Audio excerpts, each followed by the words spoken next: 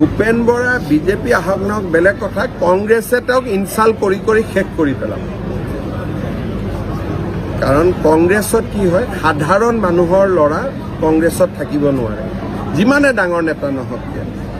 তাৰ উদাহৰণ মই এটা নিজে, ভূপেন বৰা আৰু এটা উদাহৰণ হ'ব গৈ আছে, তাৰ উদাহৰণ অসংখ্য আছে ভাৰতৰ ৰাজনীতিত। এইটো কংগ্ৰেছৰ এটা দোষে আছে।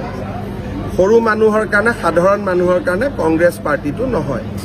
অসমত এটা বিশেষ ধৰ্মৰ মানুহে ভোট দিয়ে কাৰণেহে পাৰ্টিটো চলি আছে, নহ'লেতো সাধাৰণ মানুহ কোনেও ভোটেই নিদিয়ে। যেতিয়া অসমত যদি কালি মুছলিম মানুহে কয় যে আমি ভোট নিদিওঁ বুলি, আৰুতো বাকচত এটাও ভোটেই নকৰিব। কংগ্ৰেছে অকল মানে অসমৰ মুছলমান মানুহখিনিয়ে কংগ্ৰেছ পাৰ্টিটোক চলাই ৰাখিম বুলি ভাবিছে কাৰণে চলি আছে। যোনদিনাখন মুছলিম মানুহখিনিয়ে কৈ দিয়ে যে আমি আৰু নচলাওঁ বুলি, চলাই বন্ধ হৈ যাব। কাৰণ বাকীটো কোনো তেওঁলোকৰ সমৰ্থক নাই, আছে জানো? দলৰ সন্তানে আকস্মিকভাৱে আহি নেতৃত্ব পালে। মই ক'লো নহয় যে পৃথিৱীত কোনো ৰাজনৈতিক দল নাপাব যাৰ সভাপতিও প্ৰাক্তন মুখ্যমন্ত্ৰী ল'ৰা, বিৰোধী দলপতিও প্ৰাক্তন মুখ্যমন্ত্ৰী ল'ৰা।